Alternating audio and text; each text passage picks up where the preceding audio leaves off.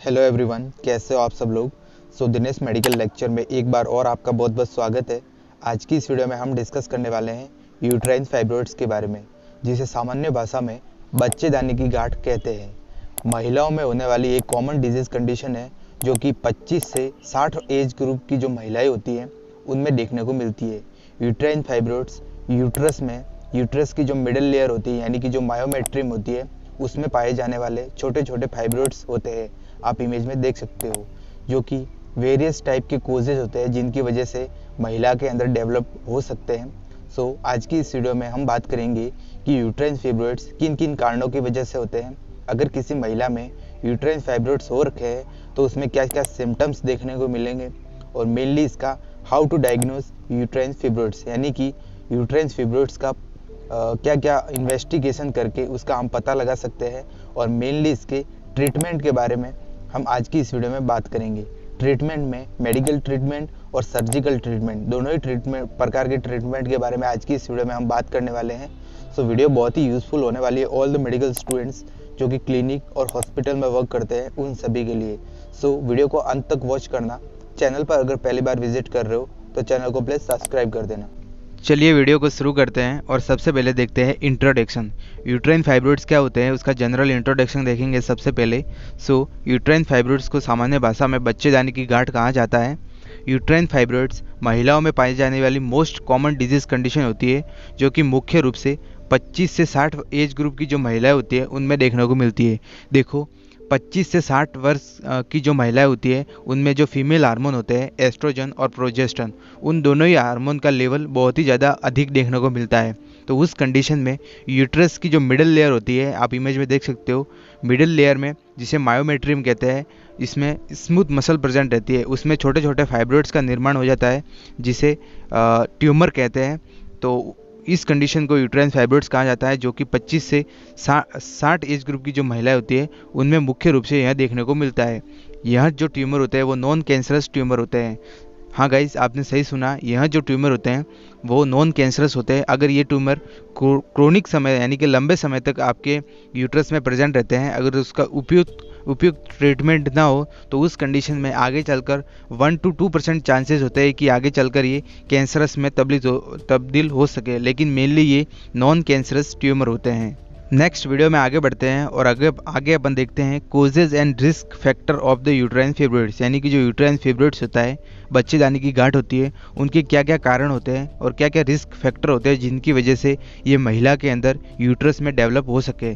जैसे कि मैंने वीडियो के स्टार्टिंग में ही बताया है कि यह महिलाओं में होने वाली मोस्ट कॉमन डिजीज़ कंडीशन है जो कि 25 से 60 एज ग्रुप की जो महिलाएँ होती है उनमें देखने को मिलती है, क्योंकि उस कंडीशन में, इस एज में महिला में जो फीमेल हार्मोन होते हैं एस्ट्रोजन और प्रोजेस्टेरोन, उनका लेवल अधिक होता है, जिसके कारण यह देखने को मिल सकती है। इसका एग्जैक्ट कोज अभी तक ज्ञात नहीं है, वैज्ञानिक अभी तक इसका पता नहीं लगा पाए कि यह इसका एग्जैक्ट कोज क्या है, लेकिन इसके कुछ रिस्क फैक्टर होते हैं जिसमें जो मोस्ट कॉमन रिस्क फैक्टर है वो होता है हार्मोनल इनबैलेंस, जो कि एस्ट्रोजन और प्रोजेस्टेरोन जो फीमेल हार्मोन होते हैं उनका इनबैलेंस होने के कारण महिलाओं में ये देखे जा सकते हैं। इसके अलावा प्रेगनेंसी यानी कि गर्भावस्था, ओबेसिटी यानी कि मोटापा, जेनेटिक कोज, अगर महिला के जेनेटिक कोज होते हैं, हेरिडिटी होते हैं, पीढ़ी दर पीढ़ी चलते हैं, तो उस कंडीशन में भी यूट्राइन फाइब्रॉइड्स उसके अंदर डेवलप हो सकते हैं।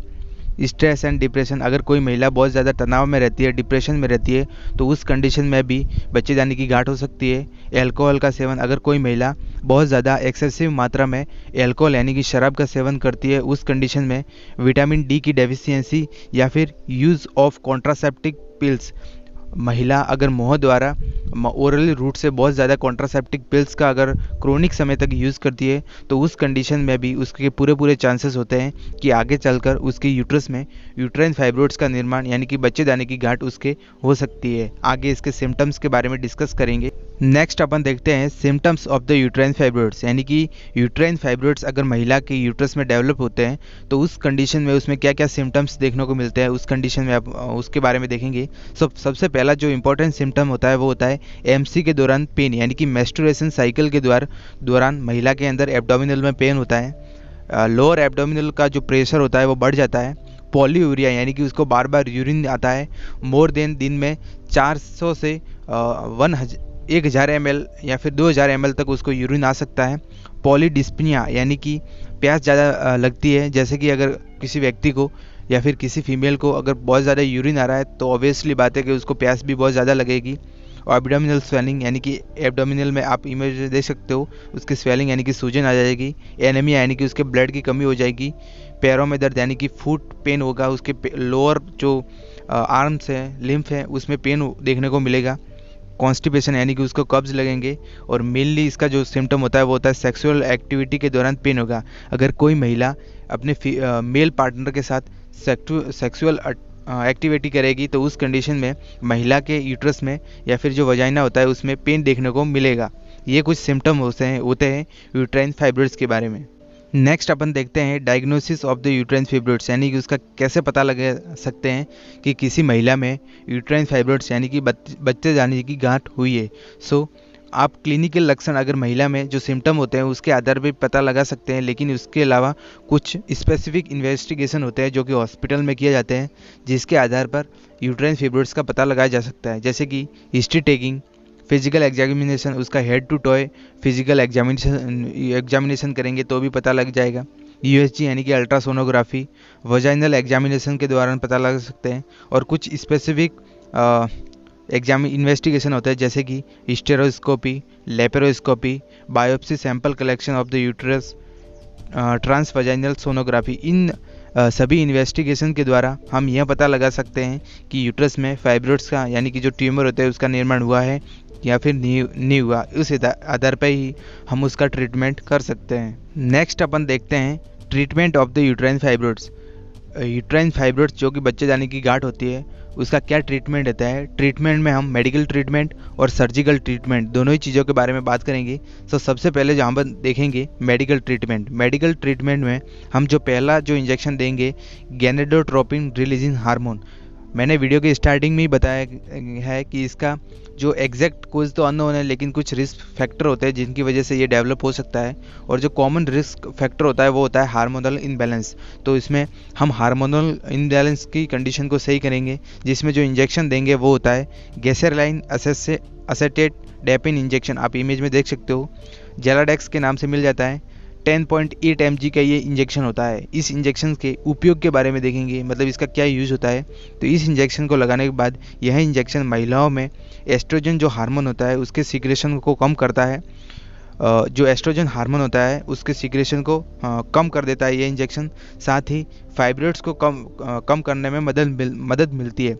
देखो, अगर एस्ट्रोजन हार्मोन का सीक्रेशन ही कम हो जाएगा तो जो फाइब्रॉइड्स है उसका निर्माण भी कम हो जाएगा, वो आगे भी नहीं बढ़ेंगे, उनकी संख्या में वृद्धि नहीं होगी।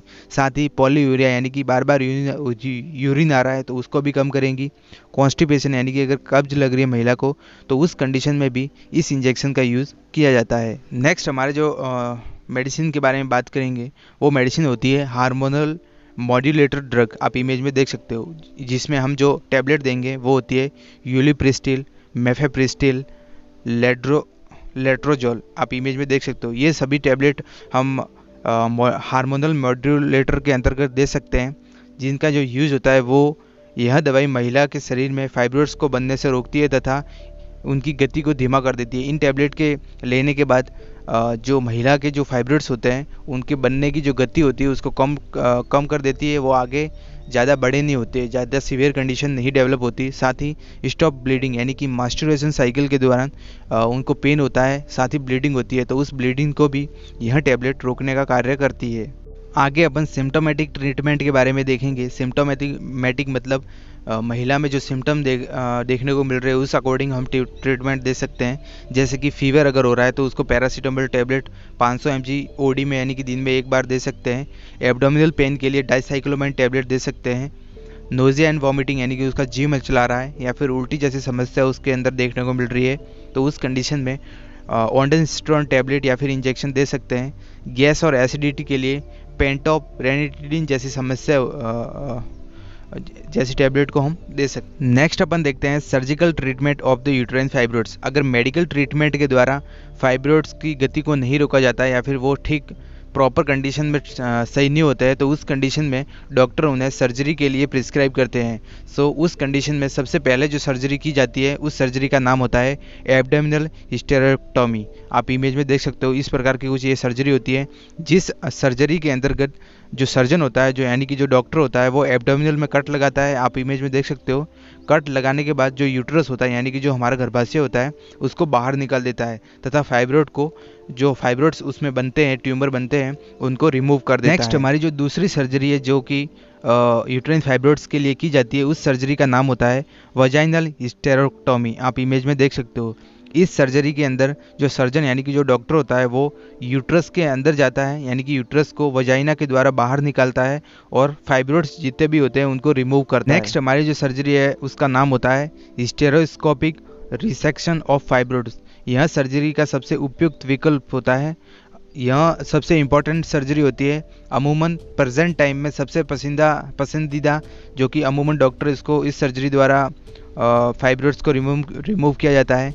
इस सर्जरी का एक पॉजिटिव पॉइंट ये है कि अगर कोई महिला भविष्य में गर्भवती होना चाहती है तो उस कंडीशन में डॉक्टर इस सर्जरी को करते हैं। नेक्स्ट अपन देखेंगे प्रिवेंशन ऑफ द यूट्राइन फिब्रोइड्स, यानी कि यूट्राइन फिब्रेशन जो फिब्रोइड्स होते हैं उसका क्या क्या प्रिवेंशन हम करके उसके बचाव के लिए हम क्या क्या प्रिवेंशन कर सकते हैं उसके बारे में देखेंगे। सो सबसे पहला तो प्रिवेंशन यही है कि उसको फिजिकल एक्सरसाइज करनी है। अगर वो फिट एंड फाइन रहेगी तो उस कंडीशन में उसके यूट्राइन फाइब्रोइड्स बनने की समस्या नहीं रहेगी। साथ ही don't use excessive red meat, यानी कि जो जितना भी रेड मीट होता है उसको ज़्यादा नहीं खाना चाहिए। डोंट यूज़ एल्कोहल, यानी कि शराब का सेवन नहीं करना चाहिए। साथ ही फल तथा हरी पत्तेदार जो सब्जियां होती हैं उनका सेवन महिलाओं को करना चाहिए। सो गाइस, उम्मीद करता हूँ मैंने यूट्राइन फाइब्रोइड्स के बारे में जितनी भी जानकारी प्रोवाइड की है और जितना भी मेडिकल और सर्जिकल ट्रीटमेंट आपको बताया है वो सब समझ में आया होगा। वीडियो अगर पसंद आई हो तो वीडियो को लाइक कर देना। चैनल पर अगर पहली बार विजिट कर रहे हो तो चैनल को प्लीज़ सब्सक्राइब कर देना। हम मिलते हैं किसी न्यू और एजुकेशन वीडियो में किसी और इंटरेस्टिंग टॉपिक के साथ।